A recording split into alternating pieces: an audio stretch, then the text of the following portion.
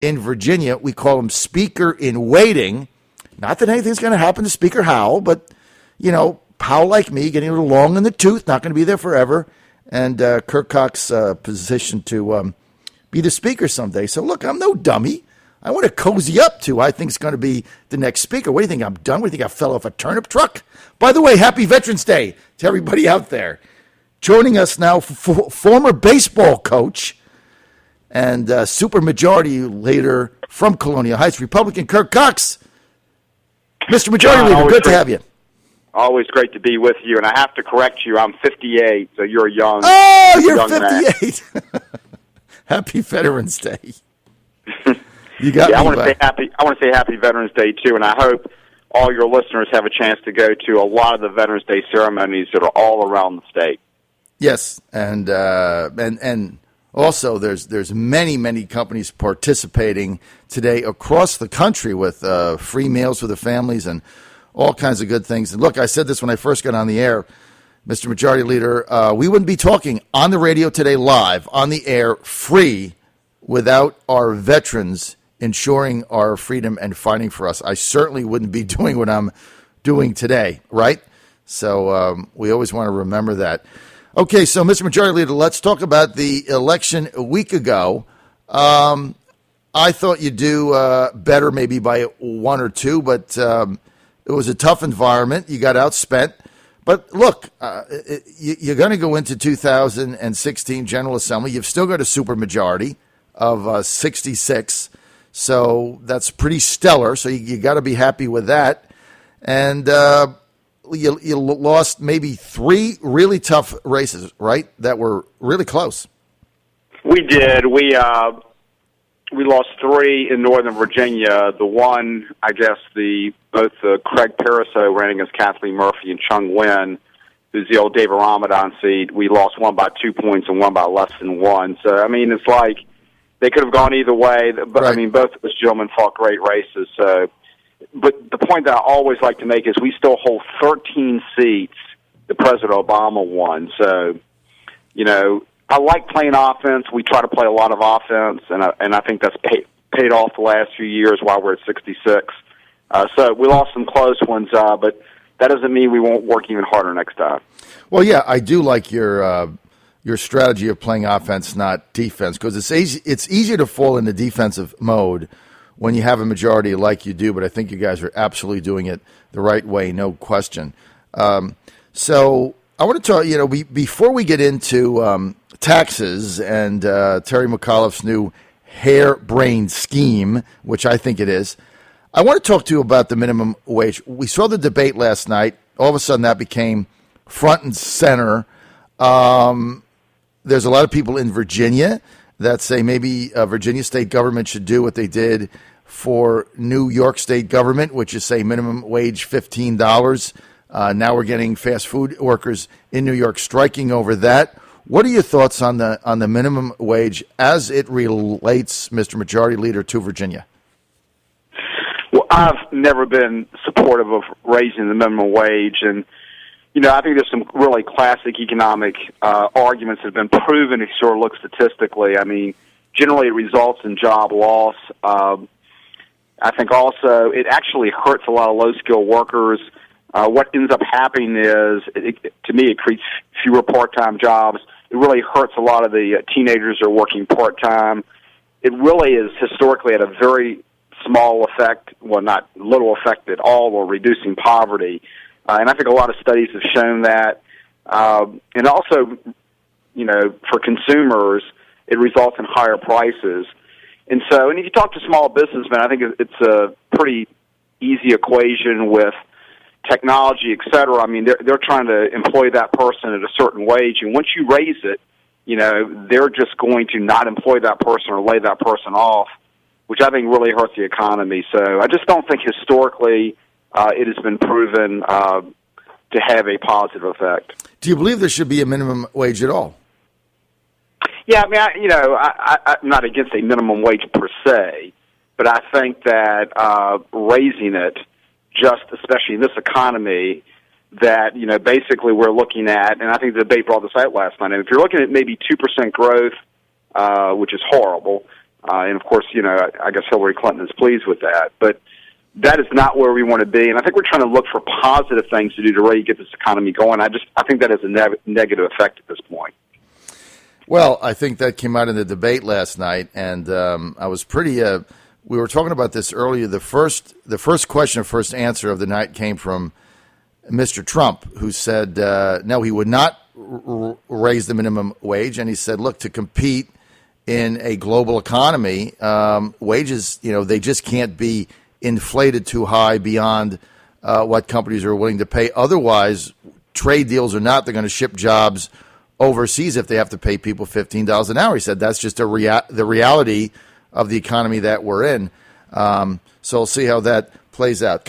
Mr. Majority Leader, yesterday, the day before, Governor McAuliffe, still licking his wounds from the debacle he had on Tuesday night, put his prestige on the line, did not win back the Senate, which he threw down the gauntlet to do that, now floats this idea that he's going to go to the General Assembly and say, look, we can expand Medicaid in Virginia to the 400,000 or 500,000 people that are caught in the uninsured gap, and do that and pay for it not through the federal government, but through a new hospital provider provision tax. That's really what it is.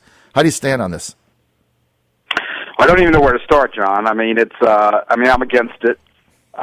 It's a shell game. I mean, basically what it is you pay provider tax. You have to put it on the way CMS sort of does the rules, the way the federal government does the rules. It's got to be broadly based. And so, for example, you have to put it across the board on nursing homes and hospitals, a whole provider group. And there's no guarantee that the money will go back to that group. So it gets pretty complicated, but basically what it is it's free federal money again. I mean, you're charging, for example, let's say hospitals and nursing homes, a certain percentage tax.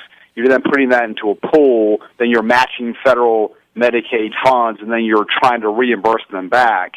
But I got to tell you, it's just like Medicaid expansion, and that is the federal government's going to have to cut all these things they've done because of their tremendous deficit. So, and we've said this all along, that currently this 90-10 supposed Medicaid expansion, 90% federal, 10% state, I just don't think it's sustainable. And I think they're going to be looking at this bed tax because, once again, they're spending tremendous amount of money on this. They're already rumored to be doing that. I mean, currently right now there's like a 6% threshold, and they're talking already about lowering that to 3.5%. So it's a shell game. It's a way, once again, to supposedly get free federal money.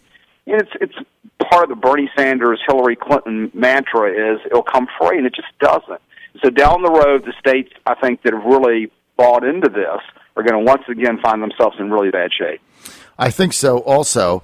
And one of the things that I was very disappointed in the debate last night is none of the other Republicans really challenged Ohio Governor Kasich on the disaster he's got on his hands in Ohio for expanding Medicaid.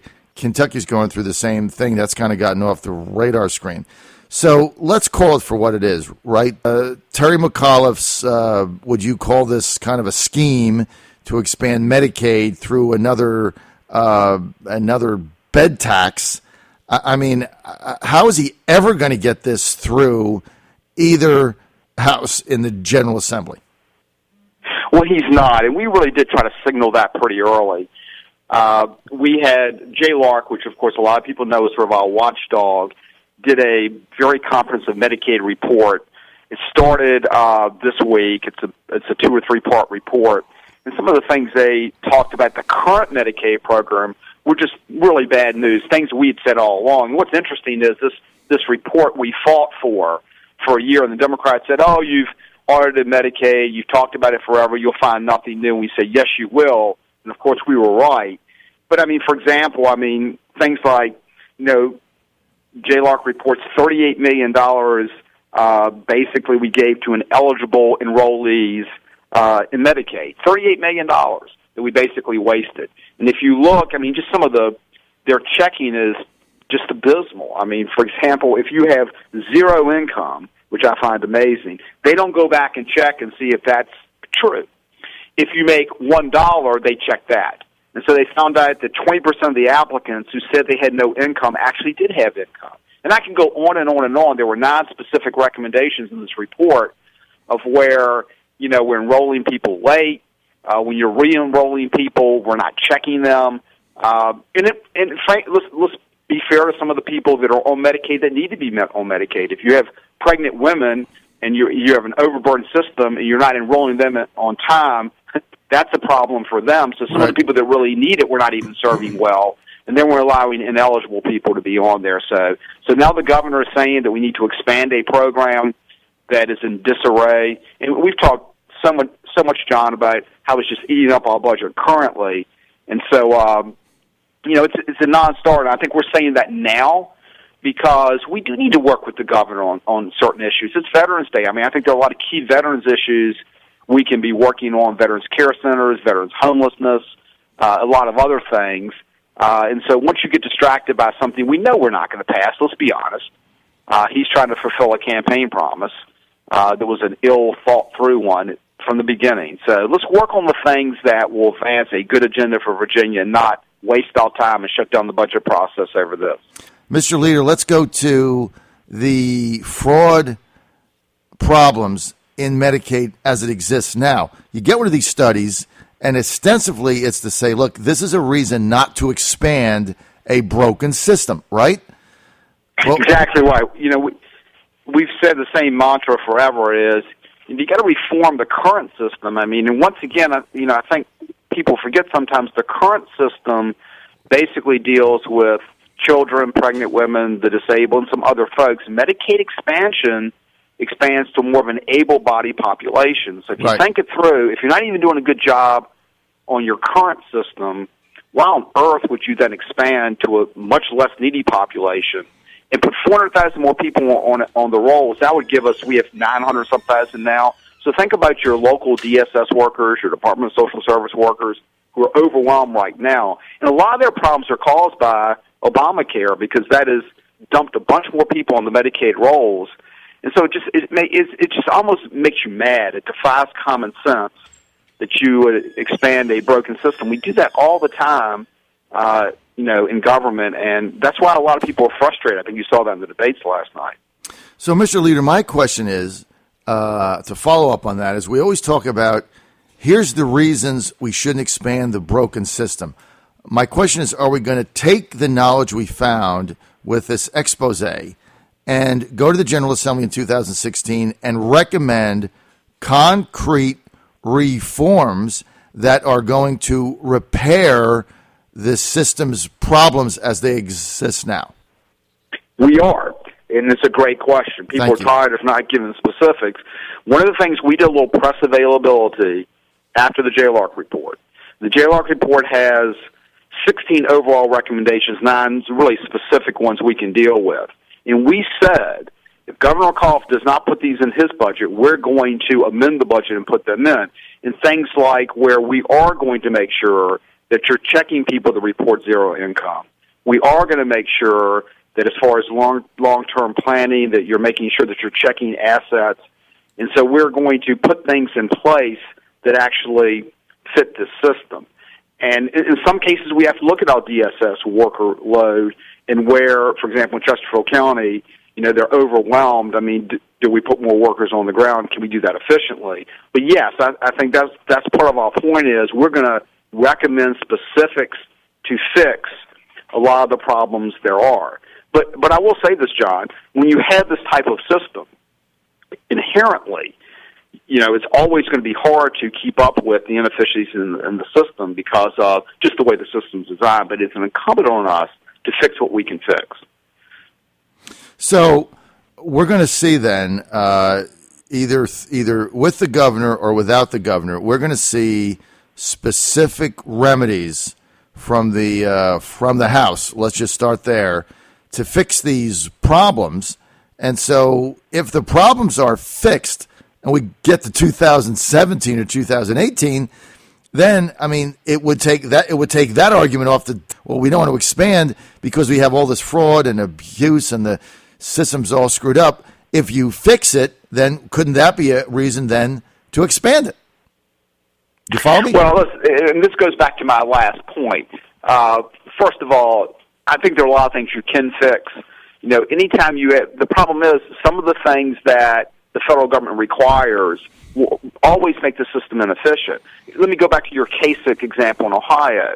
The problem is that if you expand Medicaid, the CMS will not let you put rules in that will tighten down the system. And that's why they're struggling so much. Work requirements, co-pays, et cetera. They limit all of those things, and they give you these temporary waivers. And I guarantee you those temporary waivers aren't going to be as good as the permanent waiver. So I would say no, you're not going to fix a system, frankly, from a state level that is broken in so many ways. You can make reforms, which we will do.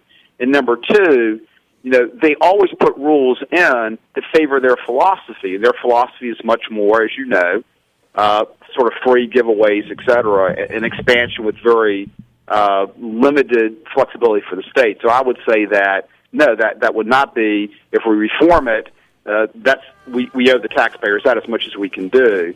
But you still can't dump 400,000 people on a system that you can't inherently. It's not a well-designed system. And also I think you have the philosophical argument of you've got other things in your budget that are very important, K-12, higher ed, et cetera. And do you keep expanding a system that is going to continually take away from those various areas? And do you want to put, in some cases, more able-bodied workers in another entitlement program? And that's going to be a real philosophical discussion. I would say no. All right, that's going to be the final word. That's going to be the final word. House of Delegates member Kirk Cox, Majority Leader, we're out of time. Want more info, go to kirkcox.com. Mr. Majority Leader, thanks for being with us. Thanks, John.